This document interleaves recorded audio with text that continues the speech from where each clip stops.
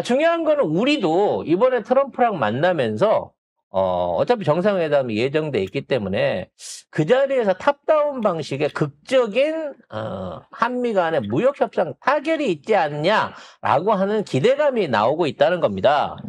관련해가지고 김용범 대통령 정책실장이 여러 가지 미국에서 급하게 날라와갖고 여러 가지 얘기들을 던진 게 있거든요. 관련한 얘기들 정리해보고 과연 극적인 타결이 가능할 것인지에 대한 내용 한번 예측해 보겠습니다.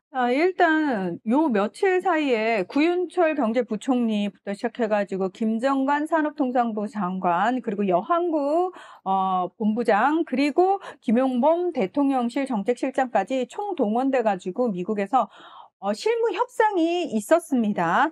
김용범 실장이 이번 협상에서 대부분 쟁점에서 실질적인 진전이 있었다. 그리고 에이펙 정상회의 계기에 타결될 가능성이 커졌다라고 이야기를 했어요. 그러나 구체적인 얘기는 안 하고 있죠. 일단 구윤철 부총리도 우리 쪽에서 낙관할 수 없다라고 굉장히 조심스러운 입장을 보인 것 자체가 뭔가 얘기가 되고 있구나라는 부분이 있고요. 다시 한번 쟁점을 다시 재확인해 보겠습니다. 먼저 3,500달러 현금 일시불 안 돼. 그렇죠. 10개월 분할이야. 10년 분할이야.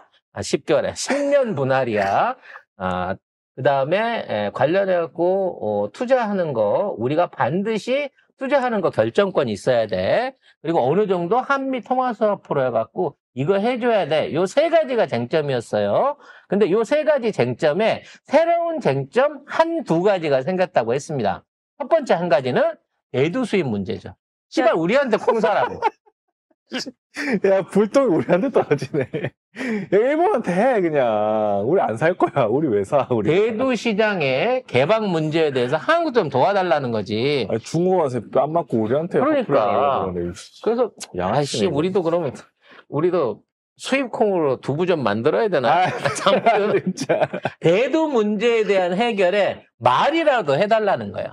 왜냐면 농민들이 지금 당장에 오는 게 걱정이 아니에요. 그치. 지금 이거를 팔 데가 있냐 없냐 이 지랄을 하고 있으니까 대두 문제 수입에 협조해달라가 첫 번째 요약건입니다. 요거는 해줘도 괜찮습니다. 왜냐면 그닥 큰 돈 들어가는 거 아니거든요. 콩 좀 사주는 거.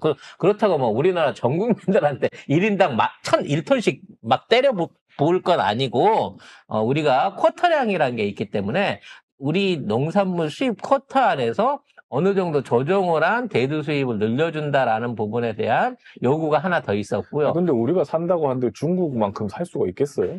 중국 걸 다 떠넘기려고 못하지, 우리도. 그래서, 그러니까 트럼프 입장에서도 나눠서 해야 되잖아요.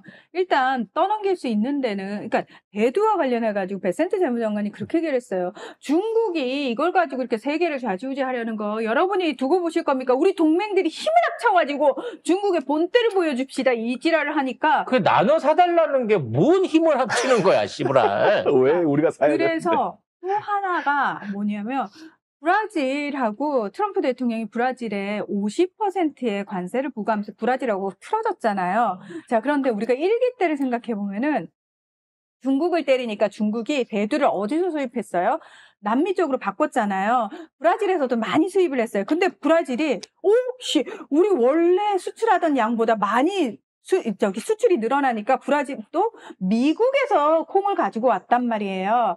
자, 이번에 트럼프가 네, 룰라를 만나봤더니 말이 좀 통하더라? 이러면서 브라질하고 관세 협상을 하겠다는 거예요. 봉이 김선달도 아니고 브라질 콩은 중국한테 팔고 브라질 부족한 콩을 미국에서 사 먹으라는 거 아니야 지금? 지금 그걸 얘기하는 거예요. 그러니까 중국에 다이렉트로 사달라는 얘기를 하는 것 자체가 미국 입장에서는 협상 카드로 하나 사용되고 이용당할 가능성이 있으니까 콩을 어디로든 넘겨야 되는데 일단 나눠. 일본이건 한국이든 콩 좀 사라고 해놓은 다음에 왜? 일단 농민들을 진정시켜야 되니까 브라질하고 얘기를 하는 거예요. 그럼 브라질 쪽에 니들 어차피 니들 콩 중국이 사가잖아. 미국 콩 사라는 얘기를 할 가능성이 저는 있다라고 보고요. 또 하나가 우리 측의 이야기를 할 때 한국 내에서 저희가 콩의 소비는 한정돼 있어요라고 얘기를 했을 때 미국이 잘 얘기할 수 있는 게 뭐냐면 니들 남북관계 개선시켜야 되잖아. 콩 사가지고 북한 북한 쪽? 쪽으로 제가 봤을 때는 또는 그거는 미국이 아니라 우리 쪽에서도 협상 카드로 활용할 수 있는 부분이에요. 아. 자, 제재를 좀 풀어줘. 우리도 어차피 남북 관계 좋아져야 되는데 북한이 남한하고 얘기 안 한다잖아요. 그러니까 미국한테 그걸 얘기할 수 있는 거죠. 우리가 그럼 콩 살 테니까 많이 사가지고 우리가 그걸 북한을 도와줄 수 있게 그 부분도 너가 중재를 해줘라는 얘기도 얼마든지 저는 그러면 그 콩 들고 이재명 대통령 같이 가자. 뭐 이렇게. 그런 할 식으로 수도 저는 있으니까. 그것도 가능할 것 같아요. 아니, 이미 이거 국가 기밀인데 국가 여기서만 여러분한테 알려드리는 건데 이미 그와 관련해서 브라질, 한국, 미국 간의 모종의 협의가 현재 진행 중입니다. 그게 뭐냐면 브라질이 콩으로 전 세계에서 가장 많은 바이오디젤을 만들던 회사예요. 그러니까 애초에 처음에 브라질을 꼬셔가지고 미국하고 콩 시장에서 경쟁할 때 미국 놈들이 브라질을 꼬셔가지고 야 니네 기름 식용으로 하지 말고 바이오디젤 만들어 이지라를 해가지고 시설 설비를 엄청나게 늘렸거든요. 근데 못 쓰고 있어요. 왜냐면 콩으로 만든 바이오디젤을 누가 써줘야지 팔 거 아닙니까? 안 써주니까 그 시설을 놀리고 있었는데 그 시설을 대한민국이 돌리게 될 가능성이 높습니다. 이미 발표가 났어요. 앞으로 우리나라가 전 세계에서 바이오 디젤 이제 전 세계에서 항공유로 불리는 비행기에 들어가는 항공유 제조의 세계 1등입니다. 근데 우리나라가 앞으로 항공유 제조 안에 1%에서 3%까지 바이오 디젤을 섞겠다라고 하는 일종의 협정에 서명을 하고 이걸 실행하기로 했어요. 그러니까 당장 내년부터 우리나라는 전 세계 항공유를 수출한 우리나라가 항공유 수출 1위예요. 전 세계에 수출되는 항공유에다 바이오 디젤을 1%에서 3%까지 섞는다는 협상에 합의가 돼 있는 거예요. 그러니까 지금 HD 현대오일뱅크가 이미 9월에 기사가 난 게 있어요. 국내 첫 지속 가능 항공유 공급을 개시하면서 친환경 바이오 연료 사업 진출을 본격화한다. 그 바이오 연료 산업의 모태가 원료가 어디서 온다? 브라질에서 온다는 거죠. 그럼 지금까지는 어디서 왔느냐? 중국에서 왔어요. 그래서 중국에서 폐식용유를 폐식용유. 수입해가지고 바이오 디젤을 만들었는데 그걸 다 끊어버리고 앞으로 브라질에서 바이오 디젤 원료, 콩에서 뽑아낸 바이오 디젤 원료를 수입해가지고 우리가 그걸 소화해주게 될 가능성이 높아졌어. 그러니까 어차피 우리 없으면 브라질하고도 협상이 안 돼요. 브라질도 미국 콩을 수입하면 어떻게 처리할 방법이 있어야 될 거 아니야. 그렇죠. 그거를 대한민국이 제시하고 있습니다.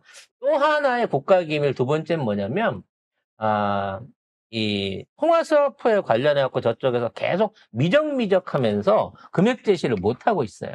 왜냐면 통화스와프를 하는 순간 하나 투자가 되는 게 아니다라는 미화로 돌아가는 투자가 될 것이기 때문에 그렇게 되면 한국이 투자하는 3,500억 전부가 하나로 들어가는 거랑 마찬가지라는 거야. 그래서 그거를 해줄 수 없다라는 식으로 또는 연방준비이사회에서 그걸 아직 확정해 줄 수 없다라는 식으로 걔들이 계속 이걸 밀고 있습니다. 그래서 대한민국이 뭘 제시했냐면, 좋아. 3,500억 10개전으로 끊어주는 거 맞는데, 그러면 거기 끊어주는 거는 투자 아니야. 보증만 할 거야. 라고 세부 내용을 고쳤다고 합니다. 이게 두 번째 쟁점인 거예요. 그러니까 매년 돈을 350억 달러치만큼을 맞죠. 350억 달러치만큼을 어떤 형태로든지 미국에 투자할 수 있게끔 하는 건 맞는데 그걸 우리 돈으로 투자하는 게 아니라 니네가 기금을 모아서 투자금을 만들면 그거를 한국 정부가 보증해주는 스타일. 그러니까 우리 돈이 안 들어가는 거야. 통화스와프를 피해가는 거죠. 근데 중요한 건 뭐다? 우리가 그러한 투자를 하는 업종이라든지 그거의 투자 규모에 대한 결정권을 우리가 쥐고 있는 거예요. 아무 때나 나 알래스카에 이거 좀 확 투자하면 안 되냐? 그거 생산성 없어.